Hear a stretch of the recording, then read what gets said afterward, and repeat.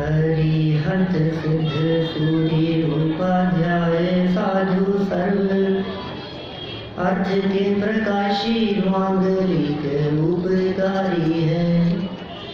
इनको स्वरूप जाने रागते भई जो भक्ति काय को नमाई स्तुति को जारी है।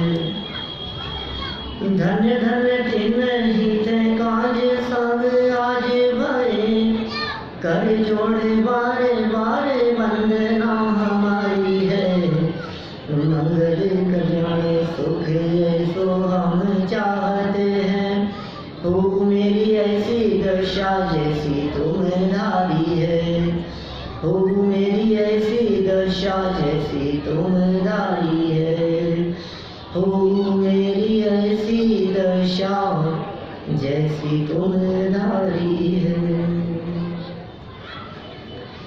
हे जिनेंद्र देव, जैसी दशा आपकी हो गई है वैसी ही दशा मेरी भी हो जाए, इसका ये महामहोत्सव है। पंचकल्याण प्रतिष्ठा महोत्सव माने भक्त के भगवान बनने की प्रक्रिया। पूरे विश्व में एकमात्र जैन दर्शन ऐसा है जो भगवान बनने की बात करता है। दूसरे धर्म दर्शनों में और जैन दर्शन में यदि हम किसी अंतर की बात करें तो सबसे बड़ा और सबसे महत्वपूर्ण अंतर यही है कि यहाँ भगवान मनाते हैं। यहाँ प्रत्येक आत्मा भगवान बन सकता है। स्वभाव से तो हम सभी परमात्मा हैं ही, लेकिन पर्याय में भी परमात्मा बन सकें ये सामर्थ्य प्रत्येक आत्मा में है। सब स्वभाव से भगवान है। गुरुदेव कहते थे भूलेला भगवान जी। भगवान है लेकिन अपने भगवान स्वरूप को भूले हुए हैं। हम परमात्मा हैं लेकिन हमें अपने परमात्मा स्वरूप की खबर नहीं है। यह अनुष्ठान उन प्रतिमाओं के परमात्मा बनने का है।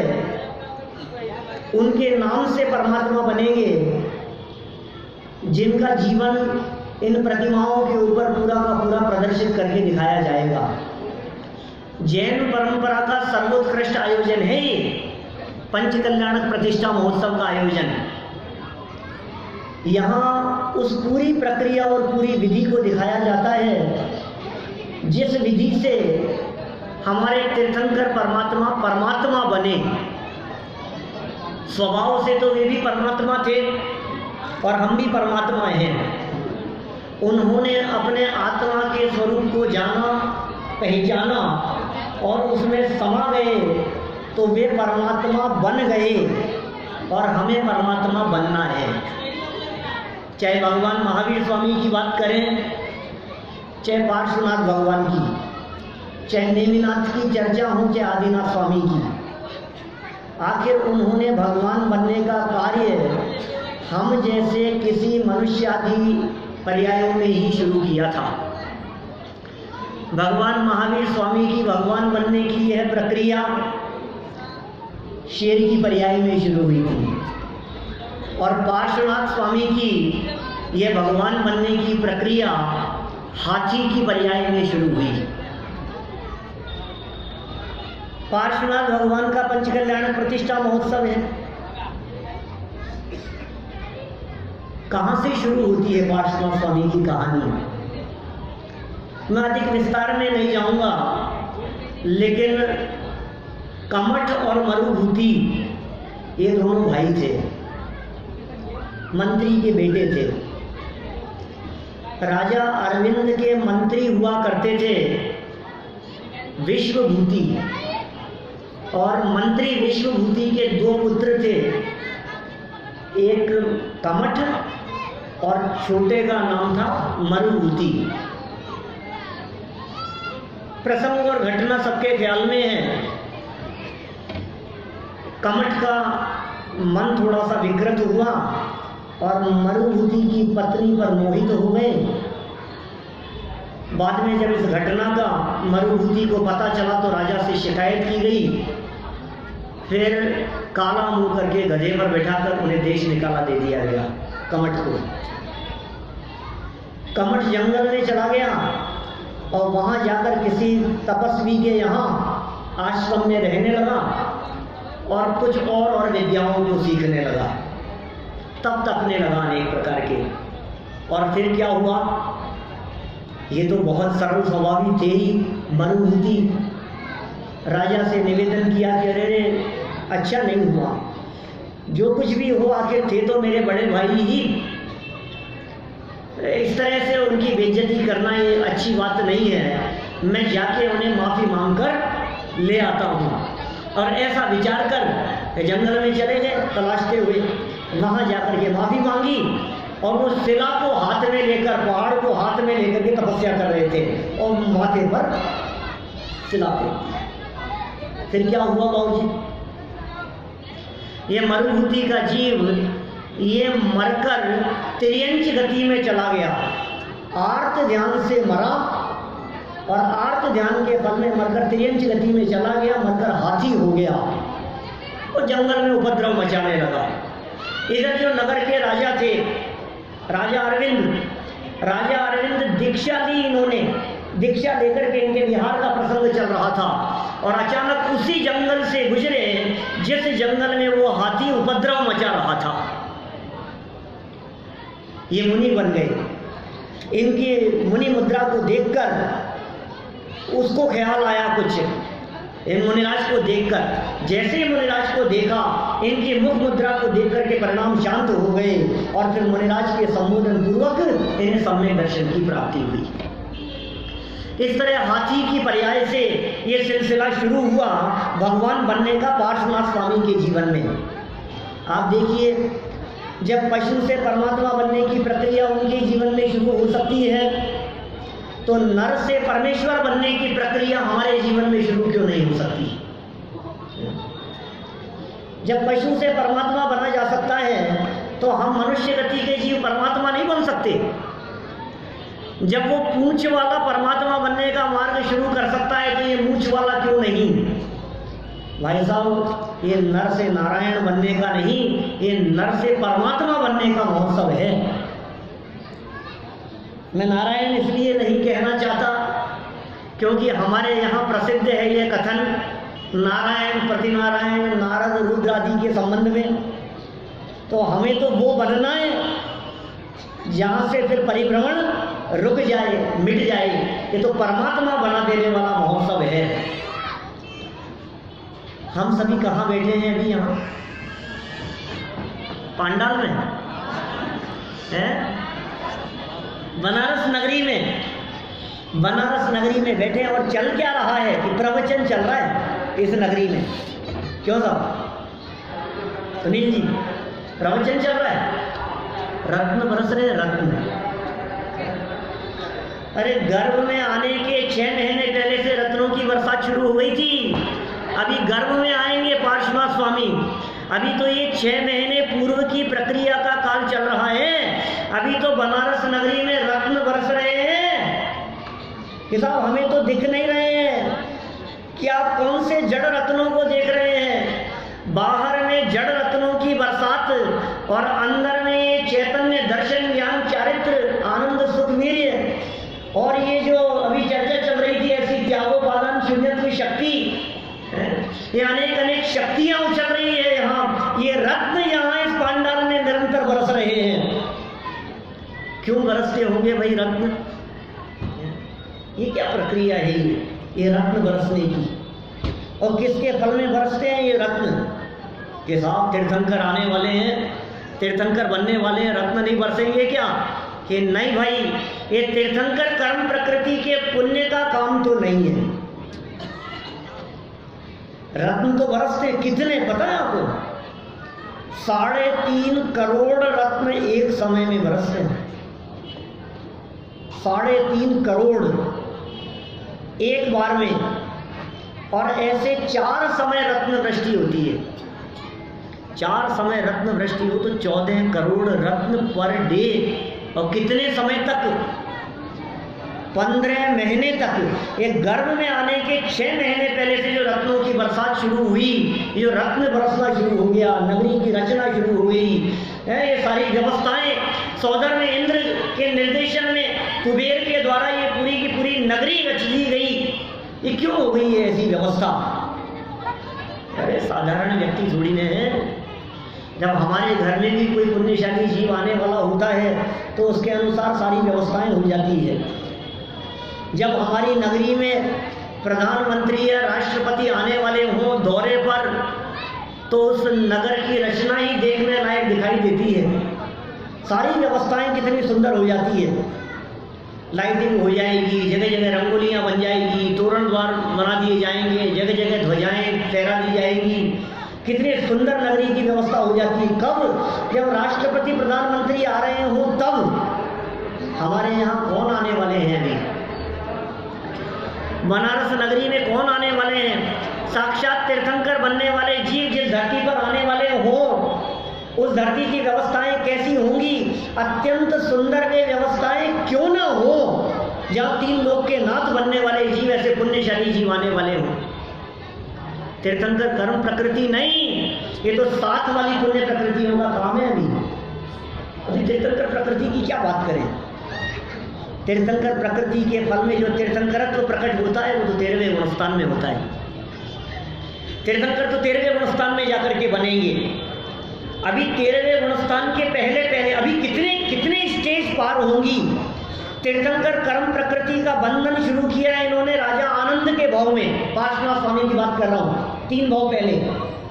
भरत और ऐरावत क्षेत्र के होने वाले सभी तीर्थंकर 2 भाव पहले तीर्थंकर कर्म प्रकृति का बंधन शुरू कर देते हैं। 3 भाव तक निरंतर तीर्थंकर कर्म प्रकृति बंधती रहती है। सारी की सारी पुण्य प्रकृतियां, कैसी पुण्य प्रकृतियां होंगी वे? सर्वोत्कृष्ट जाति का पुण्य। 148 कर्म प्रकृतियों में से ये तीर्थंकर कर्म प्रकृति जैसा पुण्य कोई दूसरा नहीं है।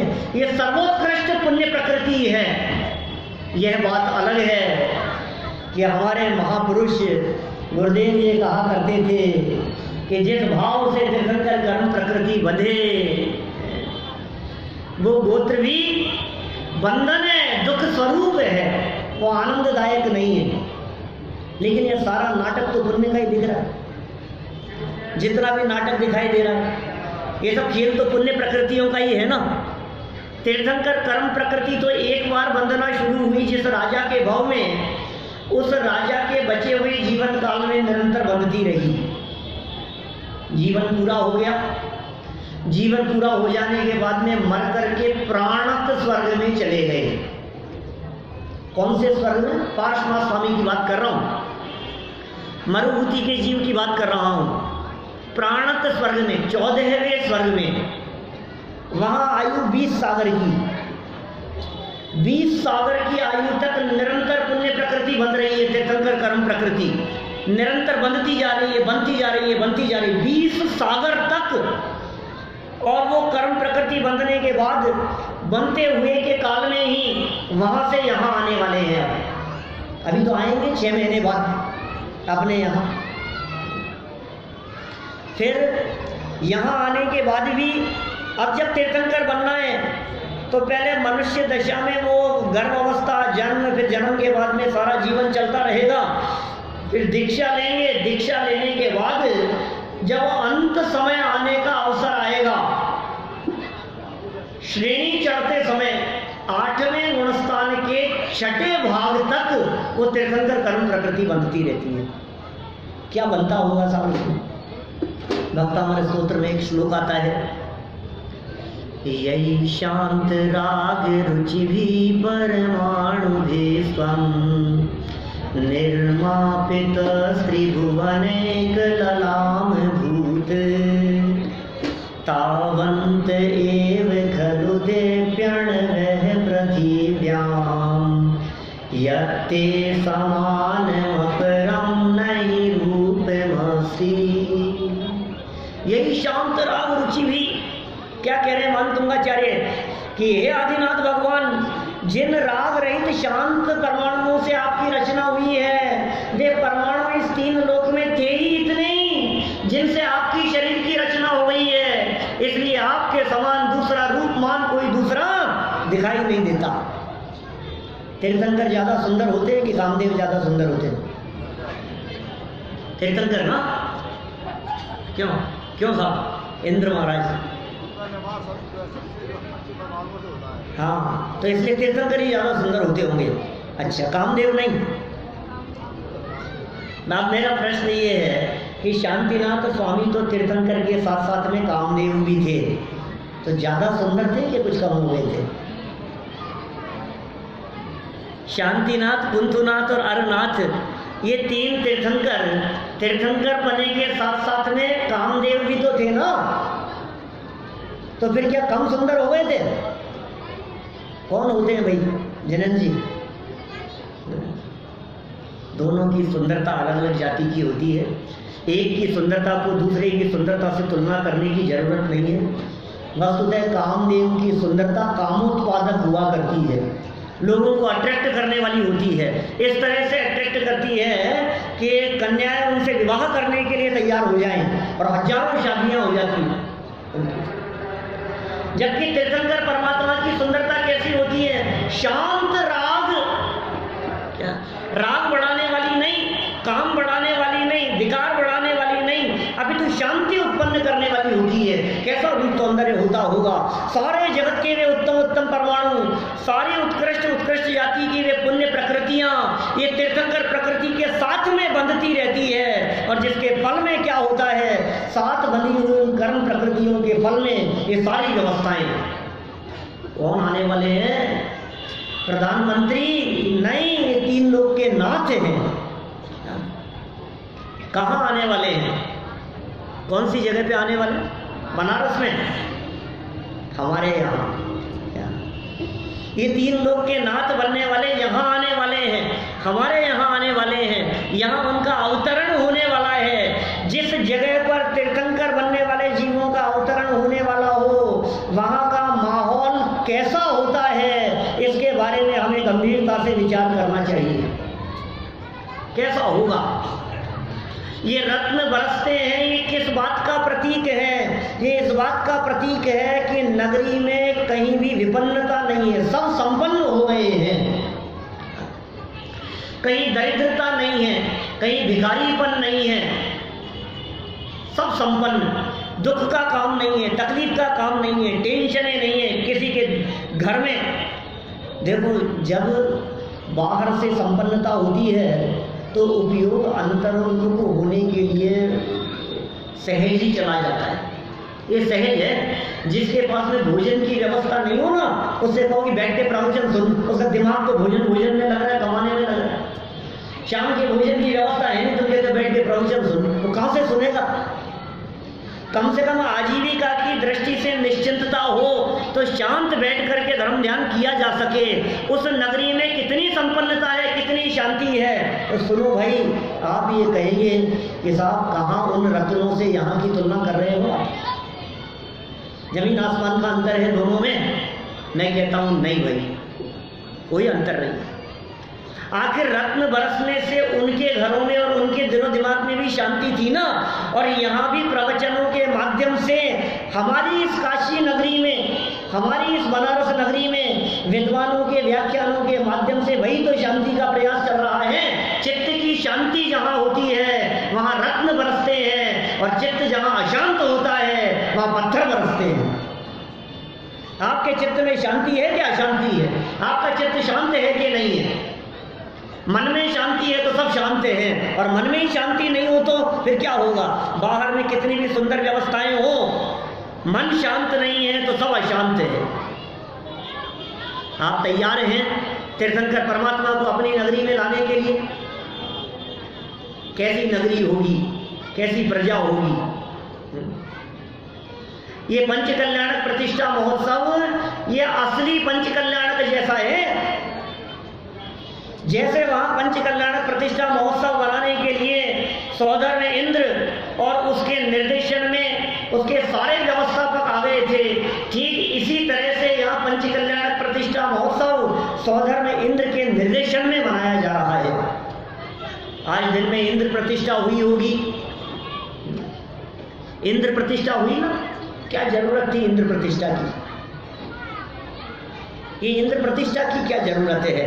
बना दिया इंद्र की। नहीं नहीं, मंत्रोच्चार और विधि पूर्वक आप में इंद्रत्व की स्थापना कर दी गई। इतना बड़ा अनुष्ठान, और किसी तरह का कोई सुआ सूतक लग जाए, सूतक पातक हो जाए और आप अनुष्ठान छोड़ करके चले जाओ। जहाँ भगवान जन्मने वाले हैं, जहाँ भगवान का दीक्षा ज्ञान मोक्ष कल्याण मनाया जाएगा, वहाँ आप कार्यक्रम छोड़ करके चले जाओ कि नहीं नहीं, हम आपकी जाति बदल देंगे, आपका गोत्र बदल जाएगा, आपका कुल बदल जाएगा, जाति कुल गोत्र सब कुछ बदल दिया गया। अब आप मनुष्य गति के जीव नहीं हो, ये अंदर से फील करना पड़ेगा। अब बच्चों और परिवार की चर्चा नहीं होगी, समझ में आ रही है बात? अब ये नहीं होगा कि जरा मेरे बेटे को बुला लाना, अरे आने दो, ये तो हमारे बच्चे हैं। आपके बच्चे कहाँ? इंद्रों के कहाँ बच्चे होते हैं? इंद्रों का कहाँ परिवार होता है? एक बार मन बदलना पड़ेगा, एक बार चिंतन बदलना पड़ेगा, एक बार सोच बदलनी पड़ेगी, क्योंकि 8 दिन के लिए आप बन गए हैं इंद्र, कोई बन गए हैं राजा, कोई महाराजा, अलग अलग पद, और तो और भगवान के माता पिता भी बन गए। अब कोई पद खाली बचा है क्या? विराट जी, कोई पद खाली बचा है क्या हमारे लिए? कोई खाली बचा हो तो बता देना। अब कौन सा पद लेना है हमारे को कि सुनो, आपके लिए इतने पद हैं, इतने पद हैं कि वे पद सर्वोत्कृष्ट हैं। और वो पद कौन सा है कि माता पिता का पद तो बना दिया गया, लेकिन साक्षात तीर्थंकर या भगवान या अरहंत और सिद्ध परमात्मा, ये पद हमारे लिए है, हमें बनना है यहाँ परमात्मा। देखिए, वाराणसी बनारस नगरी में तीर्थंकर का जन्म होगा, बाल तीर्थंकर का जन्म होगा। तीर्थंकर तो एक ही होंगे ना, लेकिन उठा करके देखिए पुराण, उन तीर्थंकरों के साथ में मोक्ष जाने वाले कितने कितने जीव मिलते हैं।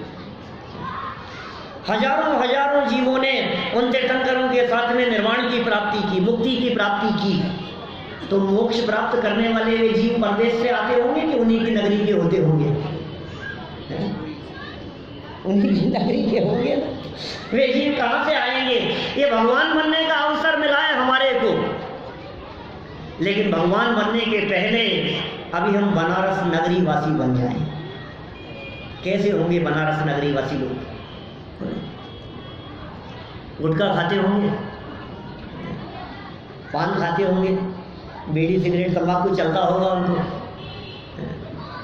हमारे इंद्रों को और राजाओं को तो आज इंद्र प्रतिष्ठा पूर्वक प्रतिज्ञा दिला दी गई कि 6 दिन के इस आयोजन में आपके इन चीजों का त्याग रहेगा। रात्रि भोजन नहीं होगा, जमीकंद नहीं होगा, चमड़े से बनी हुई चीजों का उपयोग नहीं होगा। सब प्रतिज्ञाएं दिला दी ना आपको। कितने दिन के लिए? 6-7 दिन के लिए। 7 दिन बाद तो चालू कर देंगे ना, 7 दिन बाद तो हो जाएगी चालू। अरे नहीं भाई, 7 दिन के लिए तो प्रैक्टिस की बात है। आपके प्रैक्टिस में यदि ये 7 दिन चलेगा तो 8वें दिन आप महसूस करेंगे कि भाई जब 7 दिन निभाया जा सकता है तो 8वें दिन क्यों नहीं निभाया जा सकता है। इस प्रसंग में दादा हमेशा एक कहानी सुनाया करते हैं। सभा में बैठे हुए कुछ लोगों ने सुनी होंगी, और अनेक ऐसे भी दिख रहे हैं चेहरे जो यहाँ बनारस नगरी में पहली बार आए हैं। सुनिए, एक पिता अपने परिवार में जब कोई नहीं बचा तो अपनी इकलौती पुत्री, जिसका विवाह बहुत वर्षों पहले हो गया था, उसके पास में पत्र के द्वारा संदेश भेजते हैं कि बेटा, बहुत समय हो गया तुझसे मिले, परिवार में भी कोई बचा नहीं है अब, और अब मन तो ऐसा है कि अपना अंतिम समय कहीं तीर्थ स्थान पर जाकर के बिताऊं। इसलिए एक बार तेरे पास 7 दिन के लिए आकर के रहना चाहता हूँ, एक बार देख लूँ कि तेरी गृहस्थी सुख शांति से बीत रही है तो मेरा मरण सुधर सकेगा। तो तेरे यहाँ आना चाहता हूँ और इस तारीख को आ रहा हूँ। उधर क्या चल रहा था बेटी के यहाँ नगरी में? उसके नगरी में तो वहाँ तो चल रहा था झगड़ा, नगर में नहीं, पति पत्नी के बीच में। और झगड़ा क्या चल रहा था, नौबत यहाँ तक आ गई थी कि तलाक होना है और तलाक की अर्जी कोर्ट में लगाई जा चुकी थी। सेपरेशन पीरियड चल रहा था कोर्ट के द्वारा 6 महीने का, 2-4 महीने बीत चुके थे। अब क्या करें? चिट्ठी पहुंची बच्ची के पास में। जैसे ही चिट्ठी पहुंची आंखों से आंसुओं की धारा बहने लगी। क्या करूं, क्या हिम्मत तो नहीं हो रही थी पति को कहने की, फोन करने की, बताने की, लेकिन उपाय भी नहीं था कुछ भी। उसने फोन उठाया और नंबर मिलाया। जैसे ही पति के पास में फोन पहुंचा और उसने फोन उठाया तो फोन उठाते ही कहा, ये आ गई अकल ठिकाने? नहीं, अकल तो ठिकाने नहीं आई, लेकिन चिट्ठी आई है। आपसे कुछ मांगना है, आपकी जरूरत है। कि मांग क्या मांगना है? मैं तो पहले ही जानता था मेरे बिना तेरा काम नहीं चलेगा। कि नहीं, मेरे लिए नहीं, जरूरत मुझे नहीं है। पिताजी की चिट्ठी आई है और पिताजी 7 दिन के लिए आना चाहते हैं और अपनी गृहस्थी को देखना चाहते हैं। मुझे आपसे कुछ नहीं चाहिए, भूल जाना आप, आपकी तरफ तो आंख उठा करके भी नहीं देखना चाहती। सवाल पिताजी का है, उनका मरण सुधर जाए, इसलिए मेरा निवेदन है कि 7 दिन के लिए, मुझे कोई आपसे प्रेम नहीं है, 7 दिन के लिए बस वो आकर के देख कर चले जाएं कि बेटी राजी खुशी रह रही है, उनका मरण सुधर जाएगा। बस 7 दिन के लिए साथ में रह लें अपन। प्यार तो है ही नहीं, प्यार से तो क्या रहेंगे, लेकिन प्यार से रहने का नाटक तो कर सकते हैं। नहीं हो सकता ऐसा? ये क्यों नहीं हो सकता है? तेरे लिए नहीं, लेकिन तेरे पिताजी के लिए इतना भी नहीं कर सकता क्या? ठीक है, समय नक्की हुआ, वे मिले और साथ में मिलकर पिताजी को स्टेशन लेने के लिए गए। 7 दिन तक लाने के बाद बहुत ऐसे रहे ये दोनों पिताजी के सामने जैसे असली प्यार करने वालों से भी ज़्यादा प्यार करने वाले। 7 दिन तक वो पिता भी देख करके इतने खुश हुए कि मुझे उम्मीद नहीं थी कि तुम्हारी गृहस्थी इतनी अच्छी चल रही होगी। 7 दिन का समय पूरा हुआ और 7 दिन का समय पूरा करके वे लौटकर जाने लगे। ट्रेन थी उनकी। अब सारा जीवन बोले मैं अब लौट करके कभी नहीं आऊँगा, मैंने देख लिया, मैं संतुष्ट हो गया हूँ, अब लौट करके कभी नहीं आऊँगा। तुम शांति से रहना यहाँ जीवन भर और तुम्हारी गृहस्थी इसी तरह चलती रहे सुख शांति से। ट्रेन पर दोनों छोड़ने के लिए गए और ट्रेन में बिठाया, उनका आशीर्वाद प्राप्त किया। बोले तुम लोगों का जीवन आदर्श जीवन है और ऐसा ही आदर्श जीवन औरों का भी बने और आगे तुम्हारे बच्चों का भी इसी तरह का जीवन हो, ऐसी मेरी शुभकामनाएं हैं। ट्रेन में बैठ करके पिताजी चले गए। क्या होना था भाई साहब पीछे से? पीछे से क्या होना था? जैसे ही ट्रेन आगे बढ़ी, पत्नी उधर घूम गई और पति दूसरी तरफ घूम गया। क्या 4 कदम भी आगे नहीं चले होंगे कि पत्नी ने पीछे मुड़ करके देखा। जैसे ही पत्नी ने पीछे मुड़ करके देखा और पति भी पीछे मुड़ करके देखे, दोनों ने एक दूसरे की आंखों में देखा और पति ने कहा कि क्या हुआ? कि नहीं कुछ नहीं। पति ने कहा कि जब हम पिताजी का मरण सुधारने के लिए, अंत समय सुधर जाए उनका, जब उनका मरण सुधारने के लिए 7 दिन हम शांति से रह सकते हैं, तो क्या अपना जीवन सुधारने के लिए हम आपस में शांति से नहीं रह सकते? ये क्यों नहीं रह सकते हैं? जब हम उनका मरण सुधारने के लिए कोशिश कर सकते हैं, तो यदि अपना जीवन सुधारने के लिए भी कोशिश करेंगे तो अवश्य सफल होंगे। और फिर क्या हुआ होगा तलाक की अर्जी का, ये आप समझ सकते हैं। वो 7 दिन की प्रैक्टिस वो अवश्य रंग लाई और वे जीवन पर्यंत सुख शांति से रहने लगे। मुझे तो ये कहना है कि यहाँ ये 7 दिन की आपकी प्रैक्टिस, रात्रि भोजन त्याग की, जमीकंद त्याग की, और जो जो नियम और संयम आपको दिलाए गए हैं, यदि इन नियमों के पालन की 7 दिन की प्रैक्टिस में आप अच्छा फील करते हैं तो निश्चित रूप से ये 7 दिन के लिए नहीं, ये जीवन पर्यंत के लिए हमारी आदत बन जाएगी, ये अभ्यास बन जाएगा। ये साहब ये तो बन गए, और इन्होंने तो 7 दिन का अभ्यास करने की का संकल्प ले लिया। क्या हमारी कोई जिम्मेदारी नहीं है? क्या हमारे जीवन में कोई परिवर्तन नहीं होना चाहिए? हम भी तो कुछ बने हैं ना। यदि समझ लीजिए ये वाराणसी के राजा बने हैं, यदि ये स्वर्ग के इंद्र बने हैं, तो हम भी तो बनारस नगरी के नागरिक हैं। तो बनारस नगरी के नागरिकों जैसा हमारा चिंतन नहीं होना चाहिए? क्या हमारे राग द्वेष और कषायों में थोड़ी कमी नहीं आनी चाहिए? क्या हमारे परिणाम थोड़े नहीं सुधरने चाहिए, नहीं संभलने चाहिए? जिस जगह पर भगवान आने वाले हैं, यदि ऐसा विचार कर हमने अपने परिणामों को संभालने का प्रयास किया तो भगवान भले ही सिद्धालय से उतर करके न आ सके, लेकिन एक दिन अवश्य ऐसा आएगा कि हम यहां से सिद्धालय में जाकर उनके बीच विराजमान होंगे। लेकिन बदलना पड़ेगा। बाहर के बदलने से काम नहीं चलेगा, अंदर से बदलना पड़ेगा। इस पंच कल्याणक प्रतिष्ठा महोत्सव में प्रतिमाएं भी आई हैं और हम भी आए हैं।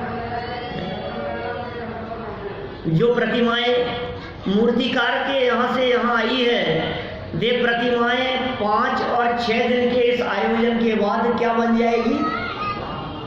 वे मूर्ति से प्रतिमा बन जाएंगी, वे परमात्मा बन जाएंगी, भगवान बन जाएंगी। जब पाषाण की प्रतिमाएं इस आयोजन में आकर के भगवान बन सकती हैं, तो हम चेतन इस आयोजन में आकर के क्या भगवान बनने का मार्ग शुरू नहीं कर सकते? हमारे जीवन में भगवान बनने का मार्ग शुरू नहीं हो सके? क्यों नहीं होगा? यदि हम पुरुषार्थ करेंगे तो अवश्य हमारे जीवन में भगवान बनने का मार्ग शुरू होगा ही होगा। ये साहब आसान नहीं है। बातें करना तो बहुत आसान है, लेकिन काम बड़ा मुश्किल है। मुश्किल नहीं है, मुश्किल नहीं है ये काम। तो फिर क्या करें? 16 कारण पूजन करना शुरू कर दें तीर्थंकर कर्म प्रकृति को बांधने के लिए? कितने कितने वर्षों तक 16 कारण पूजन करें कि तीर्थंकर कर्म प्रकृति बंध जाए? भैया, तीर्थंकर कर्म प्रकृति बांधने से तीर्थंकर कर्म प्रकृति नहीं बंधती। ये बांधने वालों के नहीं बंधती, लेकिन जिन जीवों के हृदय में सहजी जगत के जीवों के प्रति वात्सल्य का भाव आता है, जो अपने स्वरूप को जानते पहचानते हैं और जगत के प्रति अत्यंत अनंत करुणा का परिणाम जिनके हृदय में आता है, सहजी ऐसी दर्शन विशुद्धि और वात्सल्य, इन 2 प्रमुख भावनाओं की, और प्रभावना, ये 3 प्रमुख है 16 कारण भावनाओं में। दर्शन विशुद्धि, वात्सल्य और प्रभावना, ये 3 चीजें जिसके हृदय में उत्कृष्ट रीति से होती है, तीर्थंकर कर्म प्रकृति का बंधन उसके जीवन में सहज हो जाता है। 4थे गुणस्थान से 7वें गुणस्थान तक के बीच में तीर्थंकर कर्म प्रकृति के बंधन की शुरुआत होती है। पंच कल्याण प्रतिष्ठा महोत्सव के संदर्भ में गुरुदेव बार बार हमेशा ये बात कहा करते थे, सम्यक दर्शन का साक्षात निमित्त कारण है। तो सम्यक दर्शन का कारण है ये पंच कल्याणक महोत्सव। ये बीज पड़े यहाँ सम्यक दर्शन का तो परमात्मा बनता है।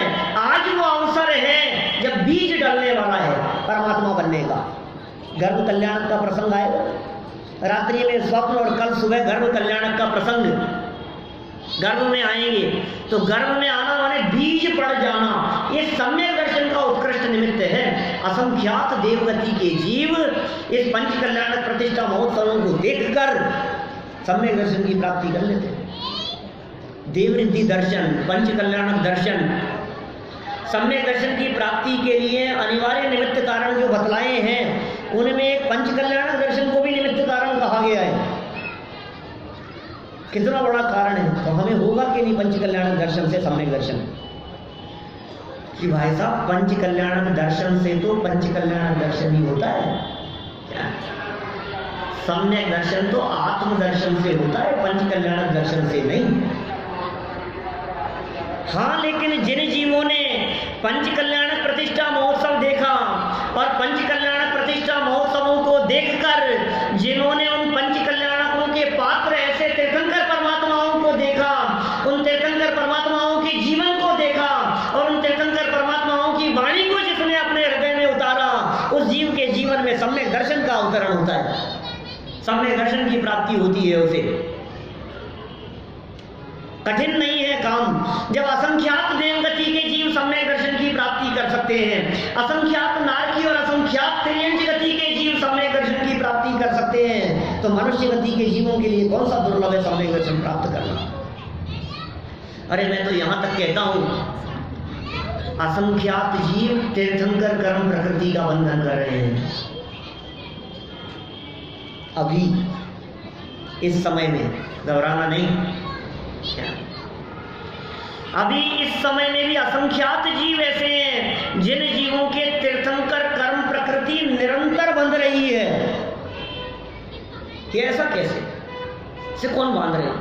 असंख्यात देवगति के जीव तीर्थंकर कर्म प्रकृति बांध रहे हैं, असंख्यात नारकी जीव तीर्थंकर कर्म प्रकृति बांध रहे हैं। इस समय नारकी जीव जिनके बंध रही है, नरक की यातनाएं और वेदनाएं बाहर में सहते हुए दिखाई दे रहे हो और अंतर सुख रस घटाघटी ये निरंतर चल रहा है। देवगति के जीवों में रमत अनेक सुरनि संग पे तिस परिणति तय नित हटाहटी, अंदर में वो धारा बह रही है। सम्यक दर्शन नहीं, सम्यक दर्शन नहीं, तीर्थंकर कर्म प्रकृति की बात कर रहा हूं कि साहब बात कुछ गले नहीं उतर रही है। असंख्यात जीव और तीर्थंकर कर्म प्रकृति, तीर्थंकर तो 24 ही होते हैं, असंख्यात कैसे बांधेंगे?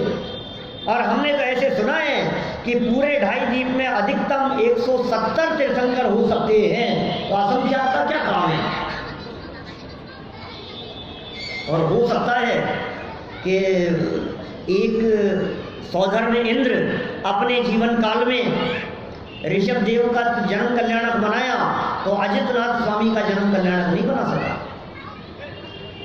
ऐसा भी संभव है कि एक ही तीर्थंकर के 5 कल्याणक भी उस सौधर्म इंद्र द्वारा न मनाए जाएं, सौधर्म इंद्र बदल जाए, ऐसा भी संभव हो सकता है। ऐसा भी कैसी कैसी परिस्थितियां बन जाती है। लेकिन फिर भी आगम का यह वाक्य है कि एक सौधर्मेंद्र अपने जीवन काल में असंख्यात तीर्थंकरों के पंच कल्याणक मना लेता है। बातें थोड़ी ऊटपटांग लगेगी, उपयोग को एकाग्र करके सुनेंगे तो बात जरूर समझ में आएगी। असंख्यात तीर्थंकरों के पंच कल्याणक, तीर्थंकर 24 होते हैं, 24 सुने हैं हमने। त्रिकाल 24 ही समझ लो आप, तो कितने 72 तीर्थंकर हो गए, और ज़्यादा से ज़्यादा एक समय में हो तो 170 हो जाते हैं, और ज़्यादा की बात करो तो 30-24 ही के 720 तीर्थंकरों की बात कर लो। तो ये असंख्यात हवा में बात करते हो क्या? असंख्यात तीर्थंकरों की, हाँ सही कह रहा हूँ, असंख्यात तीर्थंकरों की। ये साहब ऋषभ देव और अजितनाथ स्वामी के बीच में कितना अंतराल था पता है आपको? 50 लाख करोड़ सागर। कितना बोला भैया? 50 लाख करोड़ सागर ऋषभ देव स्वामी और अजितनाथ भगवान के बीच का गैप। तो कितने सौधर्मेंद्र बदल गए होंगे उसमें? 50 लाख करोड़ सागर के काल में 25 लाख करोड़ सौधर्मेंद्र बदल गए। विराट जी, संजय जी, कितने सौधर्मेंद्र बदल गए? ऋषभ देव के बाद अजितनाथ स्वामी के बीच में 25 लाख करोड़ सौधर्मेंद्र बदल गए, जिन्होंने भरत क्षेत्र के एक भी तीर्थंकर का कल्याणक नहीं मनाया। एक तरफ तो ये, और दूसरी तरफ कह रहे हो कि असंख्यात मना लेते हैं। भाई बात यहाँ की नहीं है, विदेश क्षेत्रों की बात है। विदेश क्षेत्र में 5 कल्याणक वाले तीर्थंकर तो होते ही हैं, विदेश क्षेत्र में 2 कल्याणक वाले भी तीर्थंकर होते हैं, विदेश क्षेत्र में 3 कल्याणक वाले भी तीर्थंकर होते हैं। 2 कल्याणक वाले, 3 कल्याणक वाले और 5 कल्याणक वाले तीर्थंकर। और इतना तो सब जानते हैं कि विदेश क्षेत्र में 20 तीर्थंकर सदा काल मौजूद रहते हैं। जो सदा काल रहते हैं वही अनादि अनंत रहते होंगे भाई साहब? नहीं ना, वो बदल जाते हैं, वो चले जाते हैं निर्वाण, और दूसरे आते हैं वो उसी नाम से। कितनी आयु होगी वहां? विदेश क्षेत्र के तीर्थंकरों की आयु कितनी है? बोले 1 कोटि पूर्व। ज्यादा नहीं, बस संक्षेप में बतलाऊंगा, ज्यादा कैलकुलेशन में नहीं उलझाऊंगा आप लोगों को। 1 कोटि पूर्व की आयु क्योंकि विदेश क्षेत्र के तीर्थंकरों की, और 1 पूर्व होता है सिर्फ 70,56,000 करोड़ पूर्व का। सिर्फ 70,56,000 करोड़ वर्ष का 1 पूर्व, और ऐसे 1 कोटि पूर्व की आयु बहुत ज्यादा नहीं है। 1 कोटि पूर्व की आयु के बाद में सारे के सारे तीर्थंकर बदल जाएंगे ना। सोचो जरा, आज से यदि मैं बात करूं, आज इस क्षण से बात करूं, तो पूरे 1 कोटि पूर्व का काल बीत जाने के बाद में वहां विदेश क्षेत्र के 20 तीर्थंकर बदलेंगे या नहीं जिनेन्द्र जी? पूरे 20 के 20 बदल गए। फिर उसके बाद 1 कोटि पूर्व में फिर 20 बदल जाएंगे, फिर 1 कोटि पूर्व में फिर 20 बदल जाएंगे, फिर 1 कोटि पूर्व में 20 बदल जाएंगे, फिर 1 कोटि पूर्व में 20 बदल जाएंगे, फिर 1 कोटि पूर्व के अंदर अंदर 20 बदल जाएंगे। सौधर्मेंद्र की आयु होती है 2 सागर की। 1 सागर में असंख्यात कोटि पूर्व होते हैं। क्या हो गई क्लियर बात? 1 सागर में असंख्यात कोटि पूर्व होते हैं, और 1 कोटि पूर्व में 20 तीर्थंकर बदल जाते हैं। तो असंख्यात तीर्थंकरों के कल्याणक मनाने के लिए वो सौधर्मेंद्र आ जाता है, असंख्यात तीर्थंकरों के कल्याणक मनाता है। यह बात अलग है कि ऋषभ देव के बाद अजितनाथ स्वामी के कल्याणक न मना सका हो, अजितनाथ भगवान के बाद संभवनाथ स्वामी के कल्याणक न मना सका हो। सोचो आप। और हम हैं ऐसे, भरत क्षेत्र के तीर्थंकरों के सभी के कल्याणक वो सौधर्मेंद्र मना सके 24 के 24। ये बात नहीं संभव है। और हमने हमारे जीवन में 24 क्या 40 क्या 240 पंच कल्याणक देख लिए। कौन ज्यादा भाग्यशाली है? वो पंच कल्याणक देख करके उसे सम्यक दर्शन की प्राप्ति हो जाती है। तो हमें नहीं होनी चाहिए क्या? सहज हो जाए, हमारा जीवन बदल जाना चाहिए। भाई साहब, आप ये कहेंगे कि वो पंच कल्याणक तो असली पंच कल्याणक था, क्यों ये असली नहीं है क्या?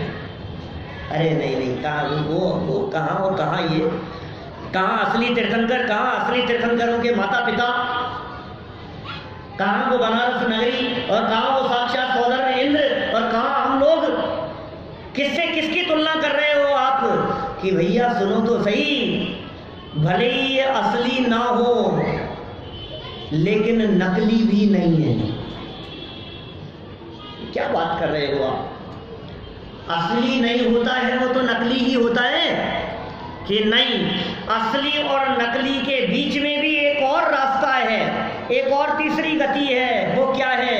वो है असल नकल। क्या? ट्रू कॉपी, सत्य प्रतिलिपि। वो सत्य प्रतिलिपि वही काम करती है जो काम ओरिजिनल करती है। किसी सरकारी नौकरी के लिए क्या ओरिजिनल मार्कशीट लगा दी जाती है? आप यदि एक जगह पर ओरिजिनल मार्कशीट लगा देंगे और सर्विस नहीं लगी तो फिर क्या होगा? फिर दोबारा कहां से लाएंगे आप? कि नहीं वो ओरिजिनल तो नहीं, लेकिन ओरिजिनल की डुप्लीकेट कॉपी अटेस्टेड, जो सत्य प्रतिलिपि हो, यदि वो सत्य प्रतिलिपि पेश की जाती है तो वो भी वही काम करती है जो काम असली माध्यम से किया गया था। हम ये कह रहे हैं भाई साहब, ये पंच कल्याण प्रतिष्ठा महोत्सव असली भले ही ना हो, लेकिन नकली और असल नकल के बीच में कुछ तो होगा। अब ये नकली न होकर असल नकल बने, इसकी जवाबदारी किसकी है? इसकी जवाबदारी हमारी है। ये हमारी जिम्मेदारी है कि ये नकली होकर के नहीं रह जाए। वो बनारस नगरी के वासी क्या चर्चा करते होंगे, वहाँ का कैसा माहौल होगा, वहाँ का माहौल कितना तत्वमय और धार्मिक होगा, उनका चिंतन किस प्रकार का चलता होगा, उनके विचार किस प्रकार के चलते होंगे।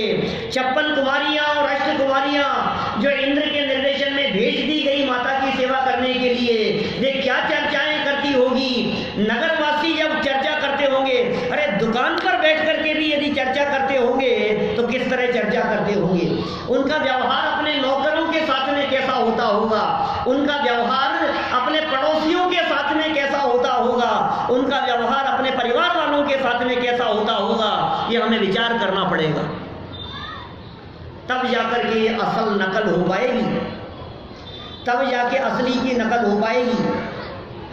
यदि यहाँ तात्विक माहौल बना रहे और हमारे चित्त में वही चिंतन, वस्तु स्वरूप की चर्चा और भक्त से भगवान बनने की चर्चाएं गुंजायमान होती रहे, तब तो ये असल की असल नकल है। और यदि ये तत्व चर्चा दिलो दिमाग में गुंजायमान ना होकर ठंड और व्यवस्थाओं में ही उलझे रहे, तो समझ लीजिए असल नकल भी नहीं है। फिर तो ये तो किसकी जिम्मेदारी है?